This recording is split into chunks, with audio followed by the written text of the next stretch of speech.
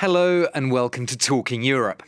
Estonia sits on a geopolitical fault line between the West and Russia, and the tremors have been felt there particularly strongly since February the 24th, 2022, when the current phase of the war in Ukraine began, although Estonian leaders have been warning the West not to be complacent for much longer than that.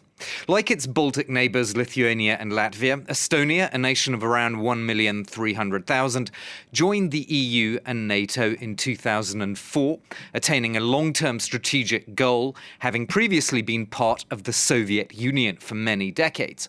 My guest today is the former president of Estonia, Kersti Kaljulaid. She held that job from 2016 to 2021, and she joins me from Tallinn in Estonia. Thank you so much for being my guest, Kersti Kaljulaid.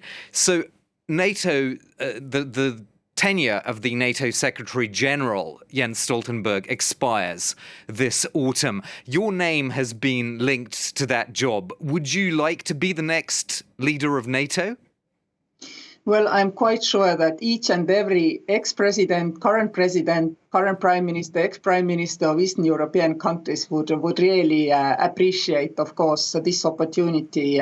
But also I have to say that Jens Stoltenberg, his shoes are really big ones to fulfill, because he's been fantastic. He's been imaginative. He's been able to find ways of showing NATO's force when NATO was really in difficulties financially, because nobody was spending enough. So I really admire Jens Stoltenberg for all he has done. Okay, I understand you're not going to openly say that you want to be the next Secretary General, but on Jens Stoltenberg, he's been in Kiev saying that NATO membership for Ukraine will be on the agenda for the next summit in Vilnius in July. And you have said that you also see NATO, Ukraine's future in NATO.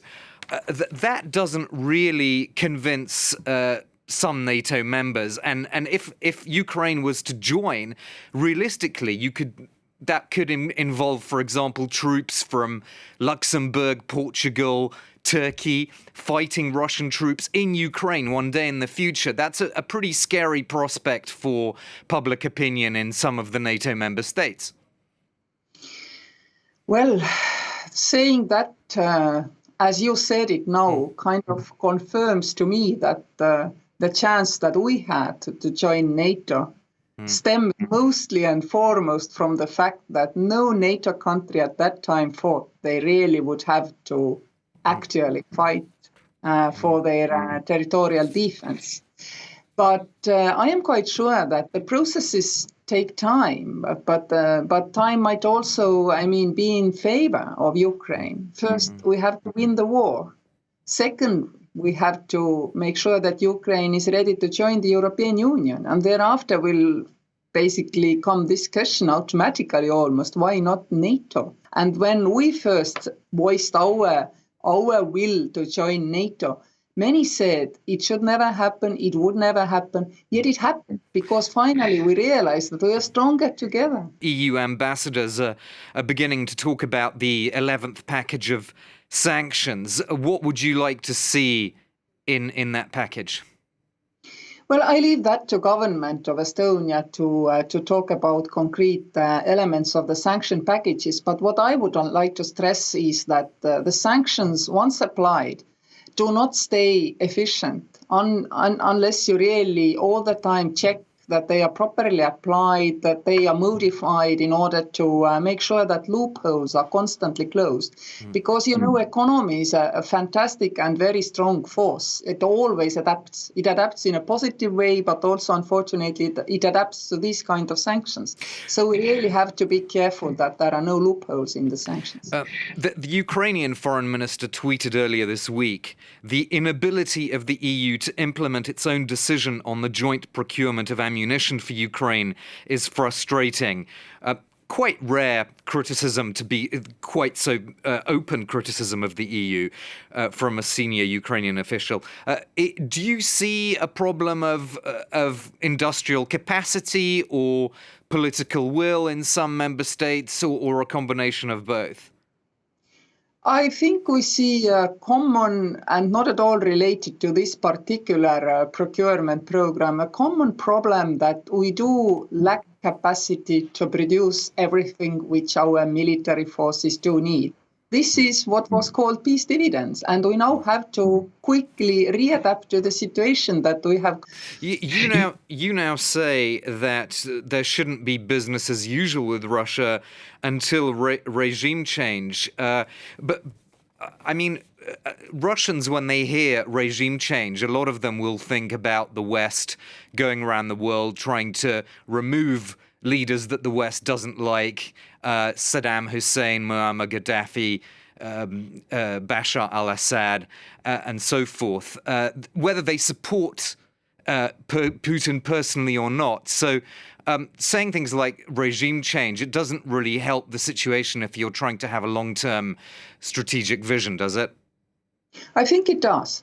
Because if you say the Russian regime has to change, you don't say Russia has to change. That means you still show that you have faith that Russian people actually do not support this aggression. Are they able to say today or are they not able to say today? That is a different matter.